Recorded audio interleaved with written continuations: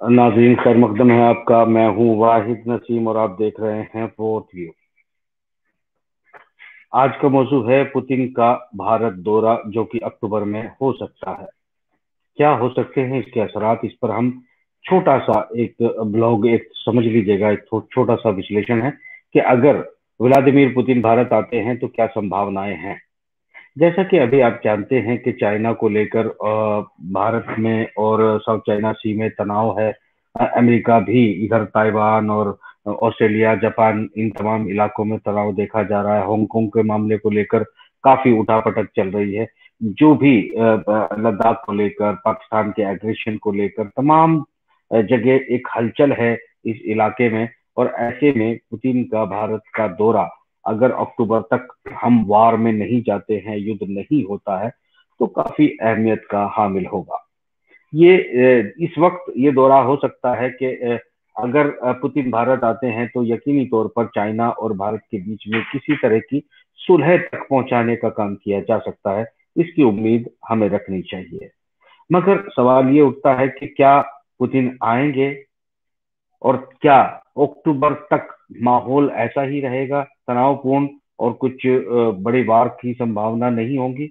इन तमाम संभावनाओं से मैं इनकार नहीं कर सकता हूं कि किसी भी वक्त एक छोटी सी चिंगारी शोला बन सकती है।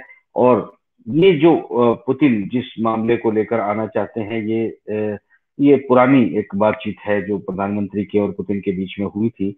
दरअसल यहाँ कुछ बड़े मुआदे किए जा सकते हैं, बड़े हथियारों के सौदे किए जा सकते हैं, कुछ मेक इन इंडिया के तहत प्रोजेक्ट लगाने की बात भी की जा सकती है।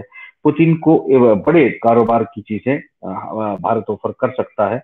और ऐसे में अपने हितों को देखते हुए चाइना को बड़ी आसानी से रशिया मना सकता है, इसमें कोई दो राय नहीं है। मगर क्या अमेरिका ऐसा होने देगा? यहाँ अमेरिका के साथ भी हमने संधियां की हैं, और अमेरिका ये चाहता है कि चीन पर एक मानसिक दबाव लगातार बनाए रखा जाए। चीन को होश ना लेने दिया जाए, और चीन को किसी भी तरीके से घेर कर उस पर व्यापार करने पर पाबंदियां लगा दी जाए। एक बात मैं यहाँ पर वाजे करता हूँ नाज़रीन, और इसको मेरे आखिरी शब्द समझना। अमेरिका सीधे चीन के साथ कभी नहीं लड़ेगा, क्योंकि वो ये लड़ने की हैसियत ही नहीं रखता। मैंने तमाम कैलकुलेशन की है। मैं अगर देखता हूं कि अगर समुद्री ताकत को अगर आकलन करता हूं साउथ चाइना सी में, जिस तरह इस इलाके से युद्ध छेड़ने की धमकी बार बार ट्रंप की तरफ से दी जा रही है, तो वो क्या ऐसा कर सकता है? मैं अगर तमाम हथियारों की तुलना करता हूं और अभी मौजूदा जो हमारे सामने है, तो अमेरिका मुझे नहीं लगता कि चाइना पर डायरेक्ट कोई अटैक कर सकता है, क्योंकि समुद्र में इस वक्त चाइना की तैनाती, चाइना की जो डिप्लॉयमेंट है वो ज्यादा भारी है। यानी इस गलती को मुझे नहीं लगता कि खुद अपने हाथों से अमेरिका दोहराना चाहेगा, ये बिल्कुल स्पष्ट है। हाँ, अभी ये भी गर्भ में है बात कि चाइना के पास और किस तरह के वेपन है। और वो जो पनडुब्बी डिस्ट्रॉयर है, जहाज डिस्ट्रॉयर है, और इस तरह के मिसाइल भी तैनात जो है, वो रशिया की तरफ से भी प्रोडक्शन हो चुकी है, और चाइना की तरफ से भी इस तरह के इशारे आए हैं कि उनके रॉकेट्स अंदर, पानी के अंदर ही चलकर तबाह कर सकते हैं। यानी वो समुद्री लड़ाई में, यहाँ पर पानी की लड़ाई में मुझे नहीं लगता कि अमेरिका ऐसी गलती करेगा कि वो चाइना के साथ सीधे लड़े। अलबत्ता वो कोशिश करेगा जापान और ताइवान और इसमें और कई मुल्कों को शामिल करके किसी तरीके से चाइना के साथ छेड़खानी की जाए। इस पर वो बादस्तूर जारी रहेगा, क्योंकि एक तो ट्रंप के चुनाव हैं, अमेरिका के चुनाव हैं, और चुनाव से पहले वो जितना दबाव और जितनी छेड़खानी कर सकता है चाइना के साथ, करने की कोशिश करेगा, क्योंकि ट्रंप को इसका अमेरिका में लाभ मिलेगा। एक बात तो ये भी है। दूसरी बात ये भी है कि जो उद्योग तबाह हुए हैं, जो इंडस्ट्री यूरोपियन यूनियन और अमेरिका की बैठ गई है, जो कोलैप्स हो गया, जिसकी वजह से कोरोना के बहाने भी उनको जो है दुनिया में लॉकडाउन करके अर्थव्यवस्थाओं को मिसमार करने की और निपटाने की जो कार्रवाई की है, ये सब भी उसी का हिस्सा था कि चाइना के प्रोडक्शन कैपेसिटी की और कॉस्ट कंट्रोडिक्शन की जो एक कंपटीशन था, उसमें यूरोपियन यूनियन और अमेरिकी कंपनी मुकाबला नहीं कर पा रही थी। तो उसको एक तरह से अर्थव्यवस्थाओं को रोक दिया गया है। और इन अर्थव्यवस्थाओं को तब तक रोके जाने की प्रक्रिया चल सकती है जब तक चाइना को किसी नतीजे तक न पहुंचा दिया जाए और इसकी कंपनियों से इसके माल, इसके प्रोडक्शन कैपेसिटी, इसकी लो कॉस्ट और इसकी क्वालिटी से निपटने के पूरे प्रावधान न कर लिए जाएं। तो अमेरिका के भारी इंटरेस्ट है, इसराइल अमेरिका के साथ खड़ा है, इसराइल की कंपनियों स्टेक होल्डर है उन सारी कंपनियों में, और उनकी रहबरी भी करता है। और बहुत बड़ा जो इंटरेस्ट है इसराइल का, अमेरिका का, ब्रिटेन का, वो मुश्तरका है। यूरोपियन यूनियन भी इसमें कहीं ना कहीं से जुड़ जाता है। तो उद्योग जगत को अपने कारोबार को, अपने बाजार को बर्बाद होते हुए ये ज्यादा दिन तक नहीं देख सकते। इन्हें कुछ भी करना पड़े वो करेंगे। ये मैं कुछ बातें बीच में छोड़ जाता हूँ नाजरीन, ये मेरी मजबूरी समझिए कि मैं ऐसे वक्त में ब्लॉगिंग या आर्टिकल या विश्लेषण या विवेचना कर रहा हूँ जैसे जिस वक्त में बहुत खुलकर नहीं बोला जा सकता। बहुत सारी रिस्ट्रिक्शंस और मानसिक रिस्ट्रिक्शंस है, किसी ने लगाई तो नहीं है, क्योंकि कभी भी हालात जो है वो किसी भी तरीके से दुनिया इंटॉलरेंट हो चुकी है। एक अजीब सा नशा लोगों पर तारी है, सच्चाई सुनना पसंद नहीं करते हैं, सच्चाई से लोग दूर भाग रहे हैं और प्रोपगंडे और झूठ में पूरी तरह से फंस कर रह गए हैं। तो ये जो सूरत हाल है, ये जो मैं देख रहा हूं कि अगर वाकई पुतिन भारत आते हैं अक्टूबर में, तो कोई ना कोई सुलह की बात हो सकती है। हालांकि इसकी संभावना मैं ना के बराबर देखता हूं। तनाव बना रहेगा, पुतिन आएंगे भी तो, चूंकि मुद्दा ये है कि ब्रिक्स, शंघाई सहयोग संगठन, इन सब की मीटिंगें होनी है। बायलेटरल जो है इश्यूज देशों के आपस में, वो अक्टूबर नवंबर तक जो है वो लोगों की लगातार मीटिंगों में तय होने हैं। मगर ये इन सबको देखते हुए एक एक मोर्चा ये है जहां पर भारत में गहरे इंटरेस्ट जो है रशिया के हैं। मगर इस वक्त अगर मैं देखता हूं तो गल्फ में पूरी तरह से रशिया का भारी इंटरेस्ट है, और रशिया के साथ चाइना के कोलेशन में अरब जगत को अपने साथ मिलाकर भारी दुकानदारी करने की संभावना है। अगर टर्की तक जो है इस तमाम चीजों को, जो धीरे धीरे वक्त लगेगा, नासिर ये मत समझा करिए कि मैं आज आपको विश्लेषण कोई बता रहा हूँ। आपने मेरी पुराने लेख पढ़े होंगे, कोई 3 साल में पूरा होता है, कोई 5 साल में पूरा होता है, कोई 2 साल में। तो मैं आपको आगे का एक तरह से इसको मेरा ब्लॉग मान लें, मेरा आर्टिकल मान लें, जो मैं लिखने जा रहा हूं कि आगे होना क्या जा रहा है। देखिए, पाकिस्तान युद्ध की बहुत जल्दी में है, क्योंकि पाकिस्तान ये जानता है कि इस वक्त उसके साथ चाइना खड़ा है, और ऐसे में अगर युद्ध होता है तो उसको भारी लाभ होगा। वो भारत को से अपना मतलब जो बांग्लादेश वाला बदला है वो लेने की पूरी कोशिश करेगा, भले ही वो कश्मीर के बहाने ले, किसी और चीज के बहाने ले।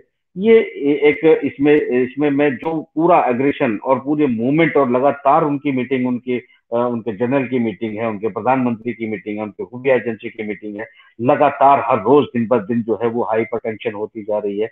तो अक्टूबर तक इस वार को खींचा जाएगा, ये मुझे संभावनाएं कम लगती हैं। हालांकि देखिए, अंतरराष्ट्रीय राजनीति में क्या होता है कि एक मोहरा अपनी जगह से थोड़ा सा हिल जाता है तो साल, 2 साल, महीने, 2 महीने इसके एक्सटेंड होने में पल भर नहीं लगते, क्योंकि जो प्लान्स होते हैं वो बड़े गहरे होते हैं। अगर उसमें से एक पत्थर अपनी जगह से हिल जाता है तो उसको सिक्योर करने के लिए, उसको बैकअप करने के लिए महीनों का इंतजार आपको करना पड़ जाता है, और कई बार सालों का भी इंतजार करना पड़ जाता है। कई बच्चे भी जो है वो आकर कमेंट करते हैं, दरअसल वो उनको उन्हें अभी समझना चाहिए, सीखना चाहिए। कमेंट करने से ज्यादा उनको ये बात समझनी चाहिए कि डिप्लोमेसी या अंतरराष्ट्रीय राजनीति कैसे काम करती है। पुराने लेख लगभग 99.9% अगर सही आज तक डिप्लोमेसी पे उतरते आए हैं, तो ये सिर्फ मैं महज हवा में बातें नहीं करता हूँ। यहाँ आपको ये समझाने की कोशिश कर रहा हूँ, क्योंकि देखिए वैसे भी ये इस तरह के मेरे जो प्रोग्राम होते हैं वो खास तबके के लिए होते हैं, खास लोगों के लिए होते हैं। सरकारों के लिए पैगाम होता है, ये मशीनरी के लिए पैगाम होता है कि आप अगर इससे कोई लाभ उठा सकते हैं तो उठा उठा लीजिएगा। मैं जो संभावनाएं आपको बता रहा हूँ उसके आगे पीछे के, मैं ये नहीं कहता हूँ कि आप लोग इसका आकलन नहीं कर सकते, मगर आप लोग वो नहीं जानते जो मैं जानता हूँ। तो सीधी बात ये है, मैं उन उन ये बात में प्रधानमंत्री या फिर उसके स्टाफ या फिर एजेंसियां, फिर ये तमाम लोगों से बात कर रहा हूँ। ये मुखातिब होते हुए ये समझाने की कोशिश कर रहा हूँ कि देखिए जनाब, ये जो सूरत हाल है कि मैं मानता हूं कि आएंगे यहाँ व्लादिमीर पुतिन, और पुतिन आकर अपने इंटरेस्ट में जो भी उसको बेनिफिट मिलेगा उठाने की कोशिश की जाएगी। मगर चाइना में पुतिन के गहरे इंटरेस्ट हैं, वो अपनी सीमाओं को सिक्योर करता है, वो अपनी सीमाओं के साथ साथ में जो उसके इंटरेस्ट हैं उससे टूटे हुए देश, उन तमाम में राहदेरी जुड़ रही है। और ये जो बेल्ट एंड रोड के मामले हैं, इसमें बराबर इंटरेस्ट रखता है रशिया। अगर चाइना के जरिए इन तमाम देशों की मालदारी को वो आगे बढ़ाता है, चीजों को आगे बढ़ाता है और इनको कनेक्ट करके एक रूट पर ले आता है, तो यकीनी तौर पर ये बड़ी कामयाबी होगी। उस मिशन का नाम आप जानते हैं, पहले ही पुतिन दे चुका है, ग्रेटर यूरेशिया। तो ग्रेटर यूरेशिया के प्लान पे जो है चाइना के सहयोग से आगे बढ़ रहा है और आगे बढ़ता जाएगा, और ये तुर्की पर जाकर इसका मामला खत्म होता है। तुर्की चूंकि कनेक्टिविटी यूरोप की होती है और यूरोप से डायरेक्ट रशिया मिलता भी है, मगर तुर्की एक ऐसी राहदारी है जिसमें गहरे इंटरेस्ट हैं, जो आने वाले दिनों में आपको कभी तुर्की के साथ पुतिन की लड़ाई देखने को मिलेगी, कभी झगड़े देखने को मिलेंगे, फौजी भी आपस में टकराएंगे, बमबारियां भी होंगी, मगर ये कुछ भी सच नहीं होगा। चाइना को भी धमकी दी जाएगी, चाइना भी तुर्की को धमकी देगा, ये कुछ सच नहीं होगा। क्योंकि मैं सिर्फ सच बोलता हूं, इसलिए मैं आपको ये समझाने की कोशिश कर रहा हूं कि रजब तैयब अर्दगान के बगैर चाइना और रशिया के कोई भी टारगेट पूरा होने वाला नहीं है। मगर वो एकदम खड़ा होके उठ खड़ा होगा, ऐसा भी नहीं होता है। ये प्लान धीरे धीरे एग्जीक्यूट होते हैं। तो पूरा का पूरा जो दुनिया का ध्यान है वो डाइवर्ट हो गया है चाइना और रशिया और अरब ममालिक के होते हुए तुर्की तक। ये तमाम जहन जो है लोगों का डाइवर्ट है, और यूरोपियन यूनियन का भी इसी कनेक्टिविटी के साथ जुड़ने में इंटरेस्ट भारी देखा जा रहा है, जो धीरे धीरे जुड़ते जाएंगे। अलबत्ता अमेरिका एक डूबता हुआ जहाज है, और धीरे धीरे इसमें से सब पैसेंजर उतरते जाएंगे, कमजोर कड़ियां होती जाएंगी। भले ही वो यूरोपियन इंडस्ट्री या इजरायली इंडस्ट्री और अमेरिकन बाजार की रक्षा के लिए चाइना पर पाबंदी लगाना चाहता है, उसे बंद करना चाहता है। वो कितना कामयाब होगा वो देखने की बात है। मुझे नहीं लगता कि कामयाब होगा। मैं अपनी प्रोडिक्शंस जो है वो अपने एंगल से कर रहा हूँ। वजह यह है कि अब कोस्ट का बहुत ज्यादा डिफरेंस है, प्रोडक्टिविटी का बहुत ज्यादा डिफरेंस है। चाइना बाजार में माल को इस तरह से डिलीवर करता है कि माल में एक्सेस हो जाए और ग्राहक उससे कम पड़ जाए, ताकि चीजें सस्ती बिकें। वो अपने युआन को भी महंगे रेट पर इंक्रीज नहीं करता है। अमेरिका डॉलर के गेम में दुनिया में डॉलर पर मानसिकता दबाव बनाता है, फिर अपने डॉलर के रेट कम या ज्यादा करके देशों को, सरकारों को घुटने टेकने पर मजबूर करता है। और ये व्यापार वो गुंडागर्दी के जरिए करता है। तो उसी गुंडागर्दी के जरिए मुझे ऐसा लगता है कि कई देशों को वो युद्ध में जरूर झोंकने में कामयाब हो जाएगा। ये अमेरिका की सहयोग नहीं होगा, ये अमेरिका की गुंडागर्दी होगी, और अमेरिका अपनी गुंडागर्दी में कामयाब होगा। क्योंकि मेरी नजर में बहुत सी कमजोर सरकारें हैं, बहुत सी मानसिक कमजोर हैं, बहुत सी मानसिक बीमार हैं। ऐसी सरकारें जो है जरूर इस गुंडागर्दी पर अमल करेगी, और एक राह जो अक्टूबर में खुल सकती है, मुझे उसकी संभावनाएं ना के बराबर नजर आती है। तो दोस्तों, इस प्रोग्राम में इतना ही। आगे फिर किसी संभावना पर ब्लॉग की तरह मैं जरूर बात करूंगा। फिलहाल दीजिए।